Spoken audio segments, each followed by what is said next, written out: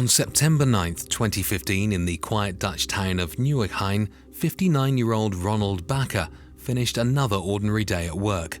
What happened next would expose a deadly connection between an innocent shop employee and one of the Netherlands' most dangerous criminal organizations. At 5:33 p.m, Ronald stepped outside for his usual cigarette break with a colleague.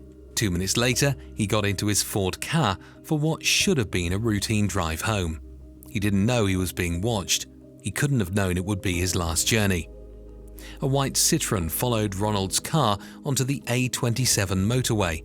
Both vehicles were captured by traffic cameras, creating a digital trail of what was about to unfold. For Ronald, it was a familiar 30-minute drive. For his followers, it was the culmination of weeks of meticulous planning. In 𝐄𝐦𝐚𝐬𝐿, a motorcyclist was waiting. As Ronald pulled up to his house, multiple gunshots shattered the evening silence. His wife, hearing the shots from the kitchen window, saw her husband's car but couldn't yet comprehend the tragedy unfolding outside their home. The investigation initially considered mistaken identity, but as Detective 𝐈𝐧𝐬𝐿𝐭𝐚𝐦 would later reveal on 𝐈𝐧𝐬𝐿𝐭𝐴, the Dutch equivalent to Crime Watch, that Ronald Bakker was the intended target.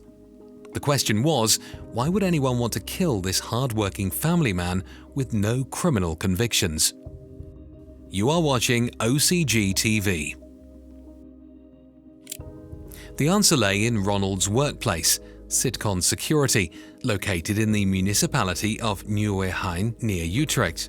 This was legitimate business, selling security equipment, tracking devices, and encrypted phones. But among its clientele were members of the criminal underworld, shopping for equipment to avoid surveillance. To help set the scene, it's important to note the high level of activity going on in the criminal milieu during 2015. Dutch investigators had recently opened a major investigation into a group around 𝐈𝐧𝐬𝐭𝐚 who are linked to various underworld murders. This investigation is given the name 26𝐶. The police tracked down the group after following a stolen car in Nieuwegein. This led them to a garage where officers found a complete arsenal of weapons, ammunition, spy equipment, and encrypted telephones. Various members within 𝐈𝐧𝐬𝐿's environment started getting arrested, even those who do not have any question to the garage. Law enforcement are beginning to make traction in their quest to clean the streets. PGP messages show that great stress arose on July 15th after the weapons were found by the police. Sir, who has those irons? They're hidden in someone's house, aren't they? Sir, put all the top officers on it. By irons, he means weapons, and by officers, he means top lawyers. 𝐈𝐧𝐬𝐿 is furious. The police had earlier raided the home of his mother and sister, but he remains calm to take good care of his team. Now look ahead. Advos have to be paid and support their families. It was in fact the infiltration of 𝐈𝐧𝐬𝐿, a Dutch company that offered apparently secure PGP mobile phones that had given police access to a wealth of information. Encrypted messages, later decoded by police, revealed the chilling truth. The criminal organization, led by 𝐈𝐧𝐬𝐿, is suspected the owners of the spy shop had cooperated with police. PGP messages showed that the group around 𝐈𝐧𝐬𝐿 became slightly nervous. They wondered how they got caught and began to suspect that employees of the spy shop had given information to the police. Fears were heightened when confidential information about the ongoing 26𝐶 investigation reached the leaders of the OCG, revealing that several lawyers have extensively leaked the indictments and the contents of the case files. Detectives had copies of the company's sales records, mentioning a bill of €6,900. This discovery perfectly matches the accounting entries found in one of the suspects' notebook, mentioning a sum of €7,000 for the purchase of surveillance trackers and alarms. The spy shop did not just sell equipment, they also offered a sweeping service to check whether vehicles had been compromised. Members of the gang became paranoid that they did not have their cars swept properly. This is evident from the encrypted messages sent between gang members Ali M and Mario Romo.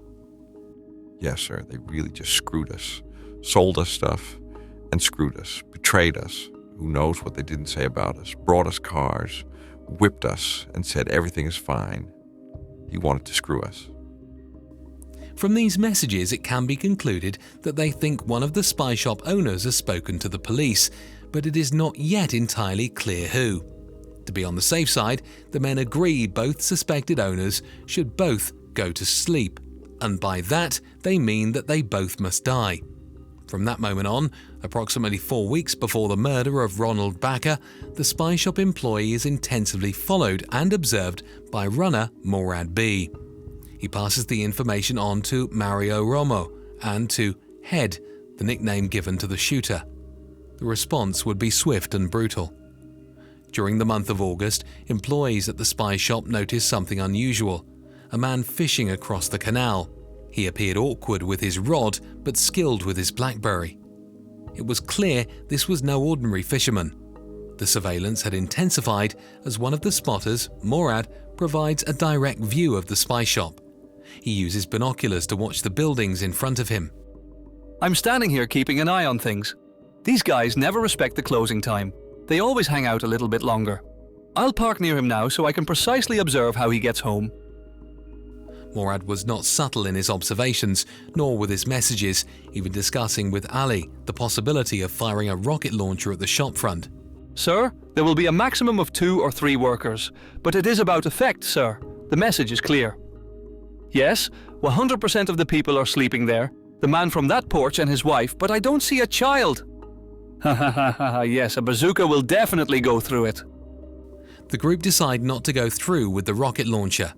A statement needs to be made, however, which is why the group prefer to target one of the owners. Ali M is convinced they have identified one of them in messages to 𝐕𝐬𝐿.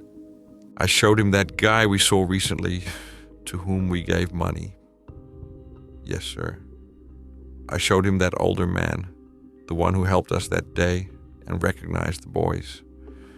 All right, sir. In any case, he now knows who it is.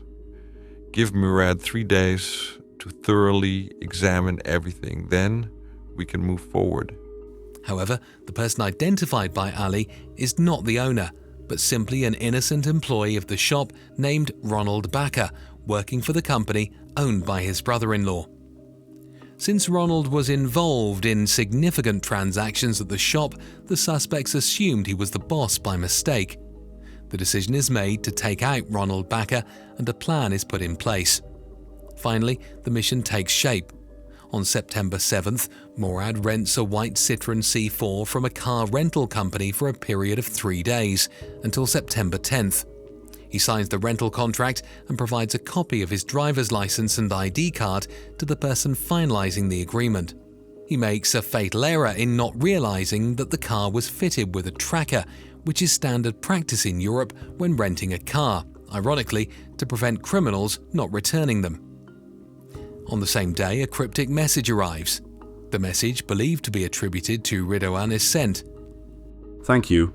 I hope that tomorrow this fucking spying snitch will be finished. The next day, the Citroën arrives at 7:36 a.m. in front of the spy shop and stays there until 9:12 a.m. The liquidation was initially scheduled for this day, now September 8th, but unbeknown to the group, Ronald Bakker had recently taken some holidays and was still off. Someone is sent to check on Ronald's home. His car was still outside. The job would need to wait 1 more day. On that day, after leaving work in the evening, Ronald returns home to 𝐄𝐦𝐚. Camera footage confirms the presence of a white car similar to Morad's Citroën in the vicinity. According to the tracking data of this rental car, it is evident that it headed towards 𝐄𝐦𝐚 at 6:20 p.m. As Ronald parks in front of his house, a person dressed entirely in black wearing a motorcycle helmet approaches the vehicle and coldly eliminates the driver from about 1 meter before fleeing the scene. Ronald's wife hears the gunshot and looks out the kitchen window, but doesn't yet realize what has just happened. After the liquidation, it's evident paranoia had reached peak within the camp when a final message from 𝐕𝐬𝐿 is sent to the group. Look at the news later. They played a double game with our surveillance and installed micros and transmitters for the cops. But the message has been sent. The gang had convinced themselves that the spy shop was surveilling everyone on behalf of the police. The downfall of the organization came in the years that followed. There were many key milestones in the overall story of bringing Ronald and his group to justice.